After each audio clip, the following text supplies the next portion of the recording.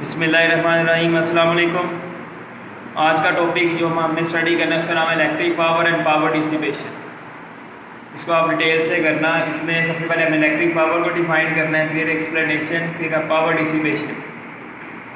ठीक है, मैं पहले एक्सप्लेनेशन डिस्कस कर रहा हूँ, फिर मैं इलेक्ट्रिक पावर की डेफिनेशन में आता हूँ। लेकिन अगर लॉन्ग में तो अपने पहले इलेक्ट्रिक पावर डिफाइन करना है, फिर एक्सप्लेनेशन में आना है आपने। अब एक्सप्लेनेशन में मैं यहाँ पे आपको बता रहा हूँ कि इलेक्ट्रिक पावर एक्चुअली है क्या। आप ये देखेंगे हमारे पास ये रजिस्टर है जो बैटरी से कनेक्ट है, तो करंट जो होगा वो हाई टू लो पोटेंशियल खुद ब खुद फ्लो करता है। ठीक है, जिस तरह ग्रेविटेशनल फील्ड की बॉडी ऊंचाई से नीचे की तरफ खुद ब खुद आती है, इसी तरह पॉजिटिव चार्ज भी positive terminal of the battery से नेगेटिव टर्मिनल की तरफ खुद ब खुद मूव करता है। लेकिन जब वो नेगेटिव टर्मिनल पे पहुंचेगा तो नेगेटिव से पॉजिटिव टर्मिनल तक पहुंचने के लिए बैटरी एनर्जी प्रोवाइड करती है।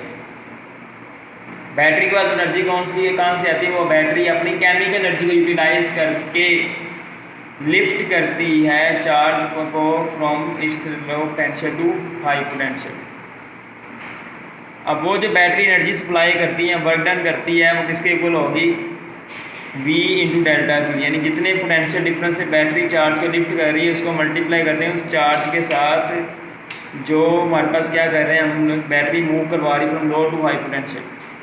हमने यहाँ पे क्यू के साथ डेल्टा क्यू लगाया क्योंकि हम एक सर्टेन टाइम इंटरवल के चार्ज की बात कर रहे हैं। तो एक सर्टेन टाइम इंटरवल में जो चार्ज है वो डेल्टा क्यू है और जो वर्क डन हो रहा है वो डेल्टा डब्ल्यू है। ठीक है, ये जो बैटरी वर्क डन करती है ना, इसको हम बैटरी की एनर्जी भी कह सकते हैं जो सप्लाई कर रही है, वर्क डन भी कह सकते हैं, बात एक ही है। अब ये जो वर्क डन बैटरी करती है चार्ज को लिफ्ट करने के लिए, इसको अगर हम टाइम इंटरवल पे डिवाइड कर देते हैं तो हमारे पास वो क्या कराती है? Electric power. यानी इलेक्ट्रिक पावर होती है energy supplied by battery to charges per unit time. या time rate of energy supplied by battery के बैटरी की एनर्जी फ्राहम करने की जो शरह है उसे हम इलेक्ट्रिक पावर कहते हैं। ठीक है, तो इलेक्ट्रिक पावर जो है हमारे पास इसके दो तरीके से हम डिफाइन कर सकते हैं कि rate at which battery supplying energy to charges is called electric power. ठीक है, जिससे हम कहते हैं rate of displacement is known as velocity, जो डिस्प्लेसमेंट ओवर टाइम है। इस तरह rate at which battery supply energy का मतलब यही है कि energy supplied by battery divide by time. इसको भी हम इलेक्ट्रिक पावर कह सकते हैं। ये कह सकते हैं एनर्जी सप्लाइड पर यूनिट टाइम, कि एक सेकंड में जो बैटरी एनर्जी सप्लाई करती है bye battery to charges for current flow, हम यहाँ ये कह सकते हैं इलेक्ट्रिक पावर। ठीक है, तो दो तरीक़ों से हम डिफाइन करते हैं। अगर मैं कहता हूँ बैटरी की पावर 5 वाट है, मतलब कि एक सेकंड में 5 जूल एनर्जी फ्राहम करती है। ठीक है, तो ये दो डेफिनेशन पहले आपने इलेक्ट्रिक पावर की लिखनी है, उसके बाद फिर आपने एक्सप्लेनेशन में जो बुक पे पहला पैराग्राफ है उसमें उसने एक्सप्लेन किया हुआ इलेक्ट्रिक पावर की बैटरी एनर्जी सप्लाई क्यों करती है। क्योंकि बैटरी ने लिफ्ट करना होता है चार्जेस को from low potential to high. अब बैटरी जब चार्जेस को low to high potential lift करती है ना, तो बैटरी एनर्जी सप्लाई करती है और हाई पोटेंशियल पहुंचने के बाद जब बैटरी चार्जेस को लो टू हाई पोटेंशियल पहुंचा देती है, तो high to low potential move जब करता है चार्ज खुद ब खुद, तो फिर चार्ज में वो एनर्जी डिसिपेट करनी होती है। और वो जो एनर्जी चार्ज डिसिपेट करता है ना पर सेकेंड, उसे हम कहते हैं पावर डिसिपेशन। यानी electric power energy supplied by battery है और power dissipation energy dissipated by charges है। तो इलेक्ट्रिक पावर को आपने पहले डिफाइन करना है। दोनों डेफिनेशन चाहे आप लिख देना, फिर एक्सप्लेनेशन में फर्स्ट पैराग्राफ लिख के वर्क का फॉर्मूला लिखने के बाद फिर ये पावर का फॉर्मूला लिख देना कि ये क्या है हमारे पास जो एनर्जी सप्लाई करी बैटरी, इसको टाइम टेकन पे डिवाइड कर दें। ठीक है, डेल्टा डब्ल्यू की जगह आपने लिख दिया work delta q to V. ये फॉर्मूला कहाँ से बना? आपने पढ़ा था ना पोटेंशियल डिफरेंस का formula, work divide by charge, वहाँ से ही बना है।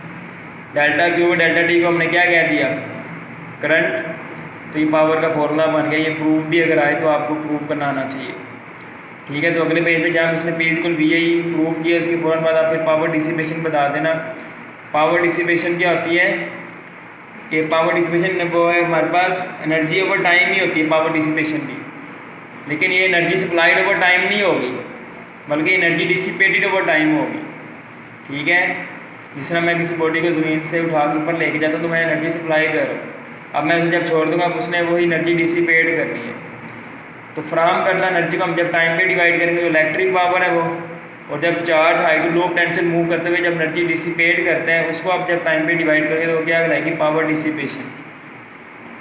अब by law of conservation energy ना तो पैदा होती है ना फना होती है। तो लिहाजा हम कह सकते हैं यहाँ पे जो इलेक्ट्रिक पावर होगी वो पावर डिसिपेशन के बराबर ही होगी। यानी अगर बैटरी 10 जूल एनर्जी प्रोवाइड करती है तो 10 जूल एनर्जी ही डिसिपेट होगी। अगर 8 जूल हो मतलब 2 जूल हमने डिस्ट्रॉय कर दी है, 12 जूल हो मतलब हमने 2 जूल क्रिएट कर दी है ना, ये नामुमकिन है। तो by law of conservation energy supplied by battery is equal to energy dissipated by charges. लिहाजा पावर डिसिपेशन का फॉर्मूला भी वही होगा VI जो इलेक्ट्रिक पावर का है। ठीक है, हम इलेक्ट्रिक पावर के और फार्मूलाज भी ड्राइव कर सकते हैं अल्टरनेट इक्वेशंस। वो किस तरह ओम लॉ की मदद से मैं V की जगह IR लिख देता हूँ तो पावर का फॉर्मूला हमारे पास I²R। ठीक है, I²R, इसी तरह मैं I की जगह V/R पुट कर देता हूँ तो ये I का स्क्वायर करके पुट करूँगा तो V²/R², R² से कट गया तो V²/R। यानी इस तरह हमारे पास 3 पावर के फॉर्मूले हम जो सा मर्जी यूज़ कर सकते हैं डाटा के अकॉर्डिंग। जो डाटा गिवन होगा उसके मुताबिक हमने फॉर्मूले को यूटिलाइज़ करना है। ठीक है, तो यहाँ पे ये इलेक्ट्रिक पावर वाला टॉपिक कंप्लीट होता है। इससे बुक से आप लाजमी एक दफ़ा रीड आउट करना। बाकी ये नॉलेज के लिए मैं बता रहा हूँ।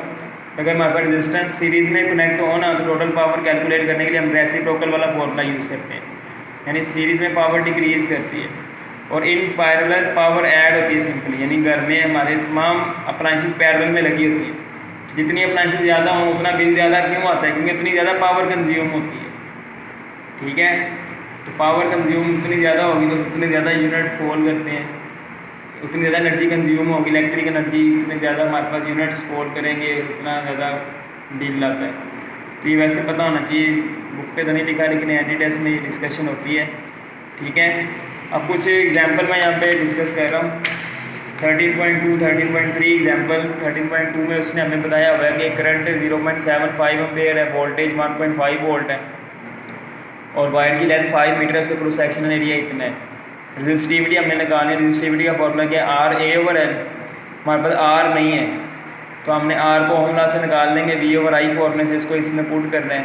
इक्वेशन 1 में तुम्हारे पास रजिस्टिविटी आ जाएगी, ये आपने कैलकुलेशन करनी है। फिर थर्ड एग्जांपल में उसने हमें रेजिस्टेंस दी हुई है एट 0 सेल्सियस 10 ओम, एट 273 सेल्सियस 20 ओम। तो चेंज इन टेम्परेचर किस तरह आएगा? 273 माइनस 0 273 सेल्सियस, जिसको मैं कैल्विन में 273 कैल्विन लिखूँगा। चेंज इन टेम्परेचर जितनी सेल्सियस में होती है उतनी कैल्विन में होती है। ठीक है, ये फर्स्ट ईयर में मैंने आपको कार्नर टू इंजन वाले टॉपिक में डिस्कस किया था। आप ये देखें ना, अगर मैं 0 सेल्सियस से 10 सेल्सियस पे जाता हूँ तो कैल्विन में मैं कहाँ जाऊँगा? 283 से 293 कैल्विन में। तो चेंज दोनों यूनिट में सेम होती है। इंडिविजुअल टेम्परेचर की बात करें वो इक्वल नहीं है। ठीक है, अगर आप इन दोनों टेम्परेचर को कैल्विन में कन्वर्ट करके माइनस करो 273 कैल्विन ही आएगा। यहाँ बच्चे मिस्टेक करते हैं, इसको आपने बहुत अच्छे से अंडरस्टैंड करना है। Change in temperature Celsius kelvin दोनों यूनिट में सेम होती है। ठीक है, अगर 10 सेल्सियस टेम्परेचर भरेगा तो कैल्विन में भी 10 कैल्विन ही भरता है। हमने यहाँ पे टेम्परेचर कोएफिशिएंट और रेजिस्टेंस निकालना है। फॉर्मूला ये है, इसमें आपने वैल्यूज पुट करके सोल्व करके बताना है। ठीक है, कोई प्रॉब्लम हो तो बताना है आपने। ठीक है, आज का टॉपिक यहाँ पे कंप्लीट होता है। अल्लाह हाफिज़।